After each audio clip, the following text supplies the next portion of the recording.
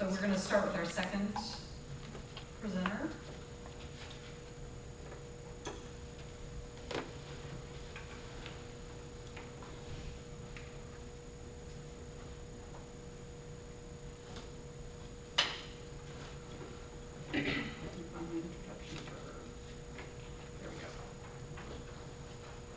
Are you using PowerPoint or anything?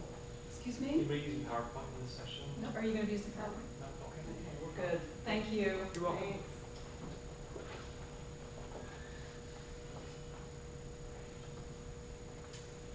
So this afternoon, we're very fortunate to have Ira Pope here to talk about Starhawk's The Fifth Sacred Thing.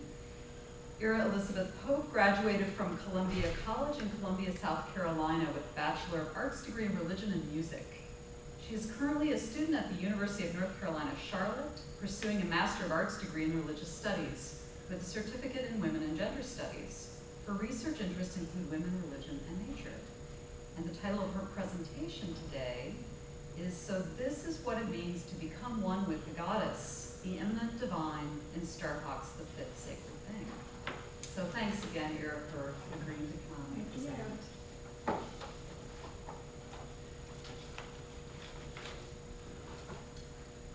All right, thank you all for being here also. I wanted to start off today with a song penned by Z Budapest that I think speaks to some of the ideas I'm going to talk about, so if you know it, feel free to join in. We all come from the goddess, and to her we shall return like a drop of rain flowing to the ocean. The words of this song convey a theology of divine immanence, the embeddedness of divinity within the earth and within humankind. In 1993, earth activist and pagan witch Starhawk authored her ecotopian novel, The Fifth Sacred Thing, which centers on promoting environmental sustainability through an understanding of the immanence of the goddess. Almost 20 years later, she is now in the process of producing a film version of the novel. Starhawk places humanity at the crux of both the problem of and the solution to ecological ruin, and she clearly shows that it is only through human unification with the divine that the balance of the natural world can be restored, save in the human and non-human world alike. In conflating spirituality with her brand of ecofeminism, Starhawk creates an interesting paradox. She both justifies her call to care for nature through sustainable ecological practices by embedding divinity within its core, and simultaneously risks alienating those who might not share a similar understanding of spirituality by saturating her work so heavily with pagan practices, complicating what is seemingly a simple message of care for the earth through sustainability. Despite this possibility, Starhawk's use of utopian fiction allows the idea of a goddess-centered perspective as the way to dislodge the diseases leading to societal and ecological destruction to be presented in a way that is unthreatening to her non-pagan readers. The Fifth Sacred Thing tells the story of the United States in the middle of the 21st century, which has been overtaken by a group of post-Christians called the Millennialists. This group of militants has destroyed the environment and threatens to dominate the United States population with their perverse version of Christian purity, which keeps the white race in a position of dominance while reinforcing the subjugation of non-white others. Former San Francisco, which is now called the North in her novel, is governed by a council of 9 old women and stands as a lone beacon of ecofeminism, and then its inhabitants are the 4 sacred things: earth, air, fire, and water. The fifth sacred thing, or spirit, is employed mostly in the form of pagan magic or witchcraft to heal and uplift its inhabitants.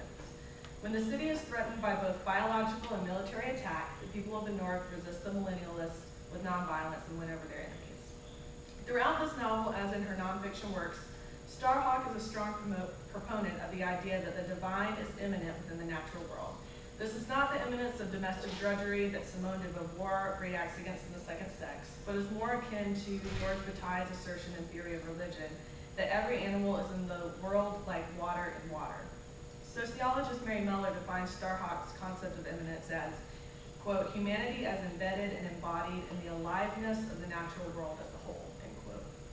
Her concept of divine immanence would also fit easily into Braun Taylor's designation in Dark Green Religion of Gaian spirituality, or perceiving the superorganism, whether the biosphere or the entire universe, to have consciousness.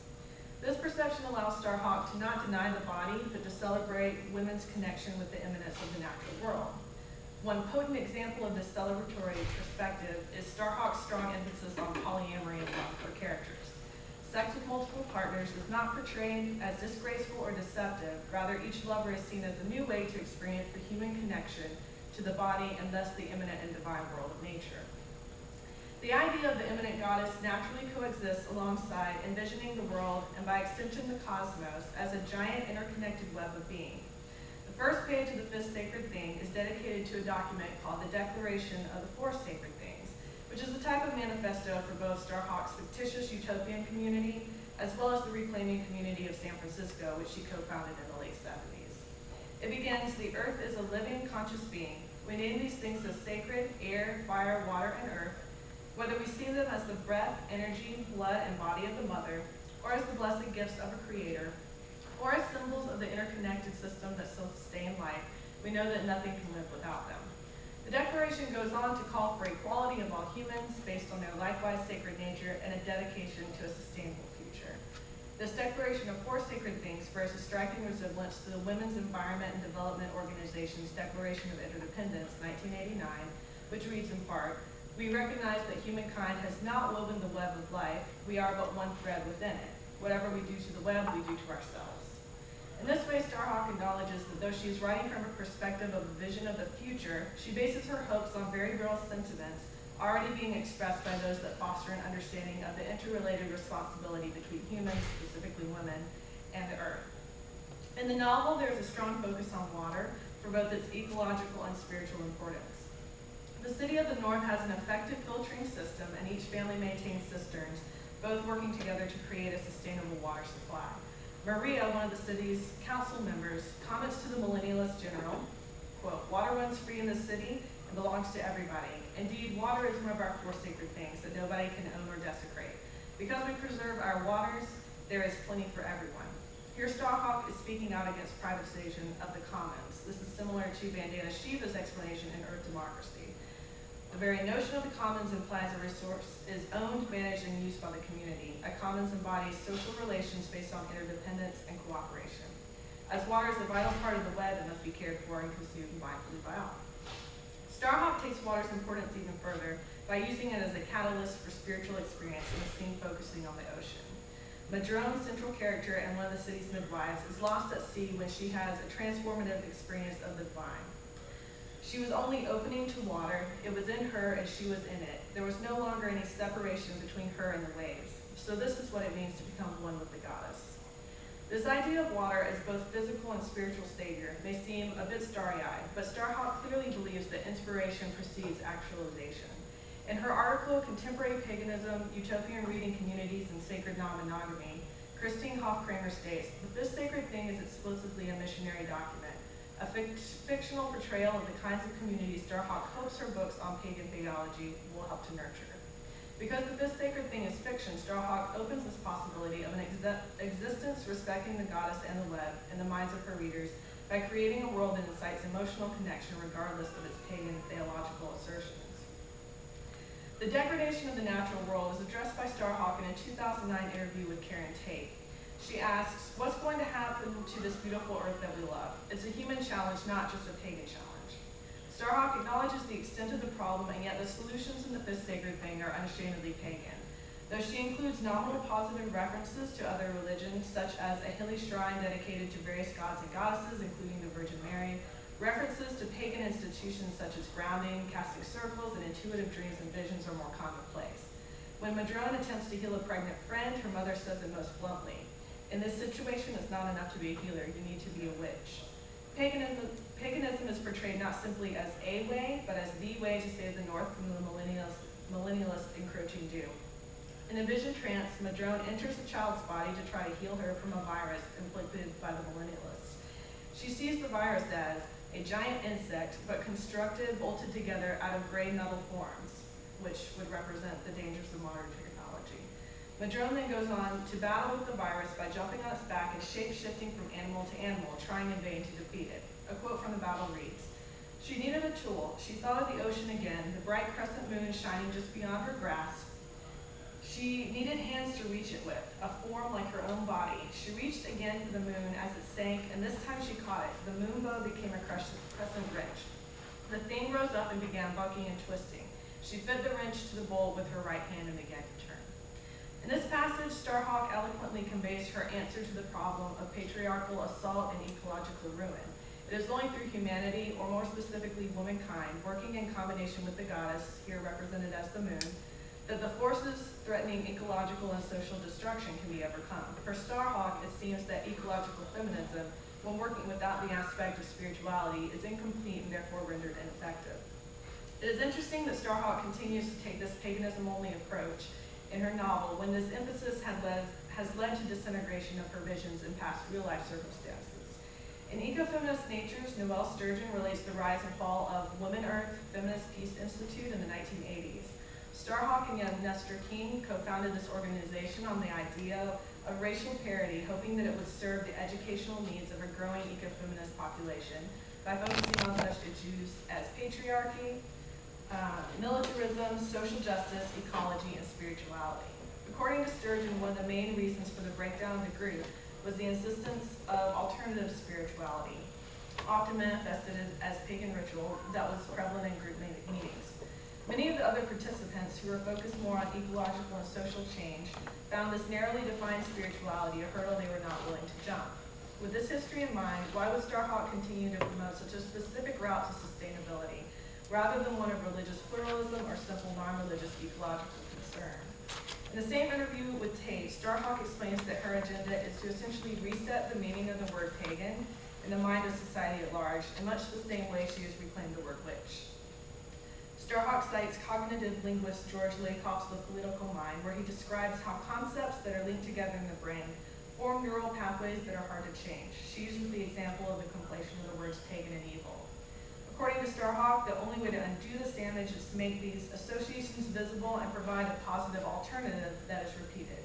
Though she only uses the word pagan specifically 3 times within the text, her novel provides this alternative in an accessible format while maintaining an element of fantasy that allows the reader to indulge these new ideas in a safe context.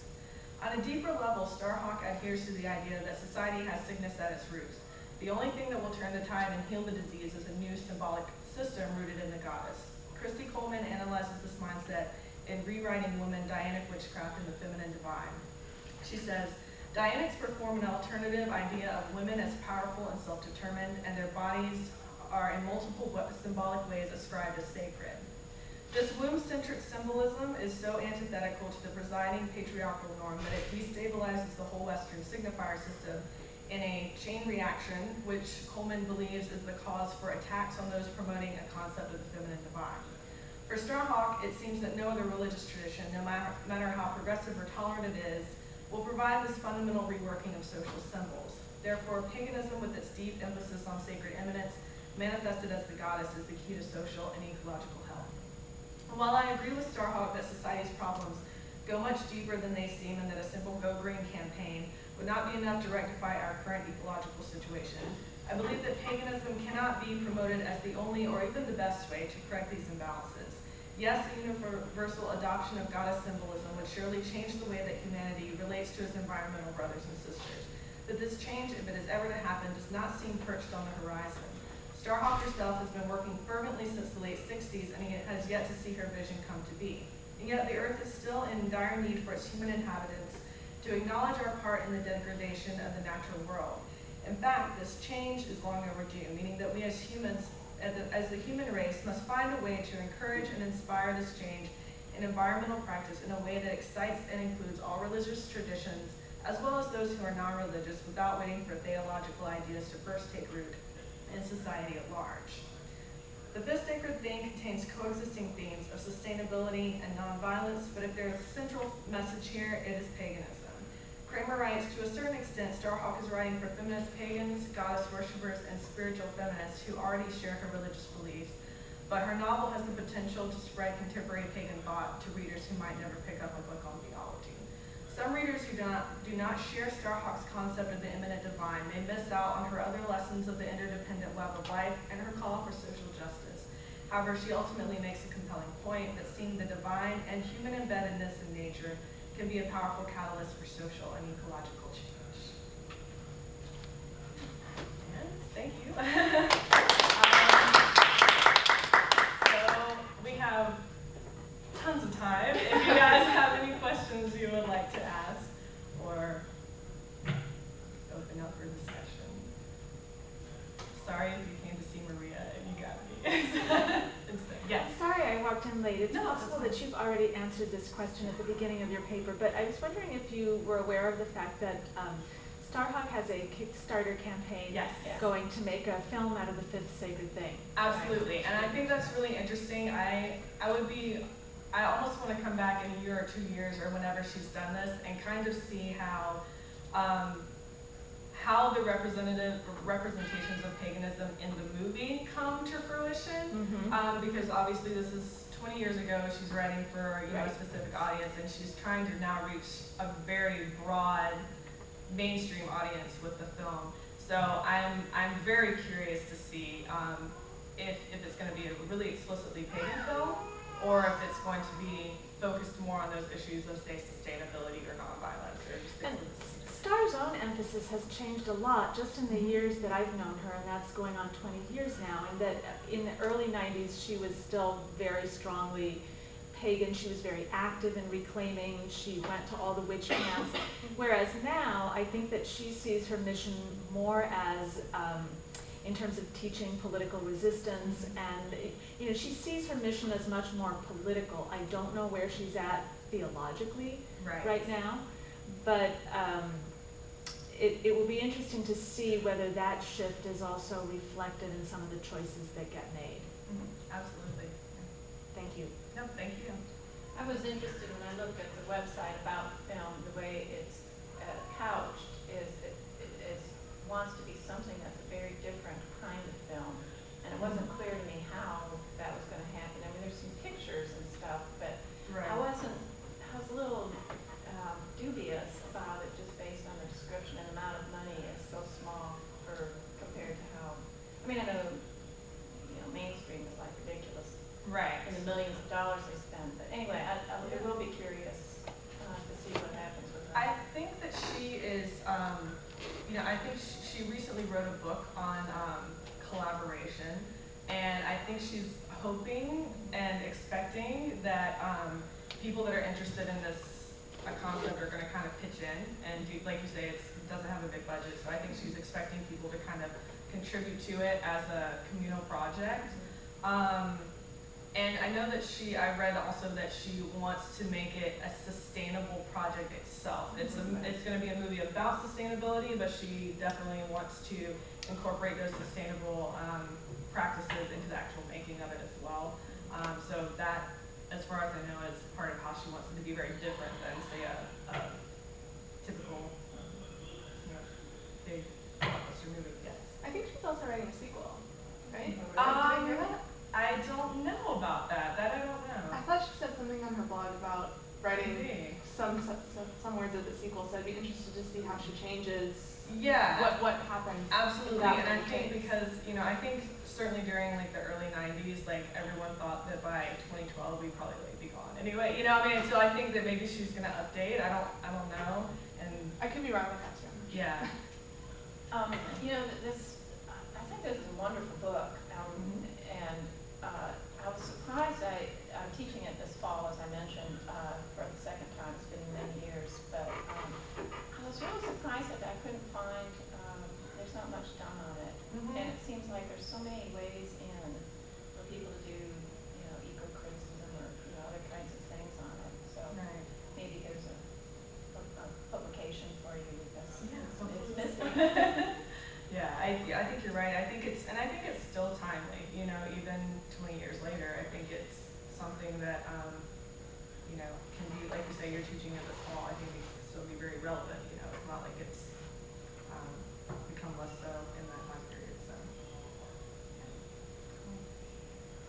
well, that's it. Thank you all for coming very much, and enjoy the rest of the conference.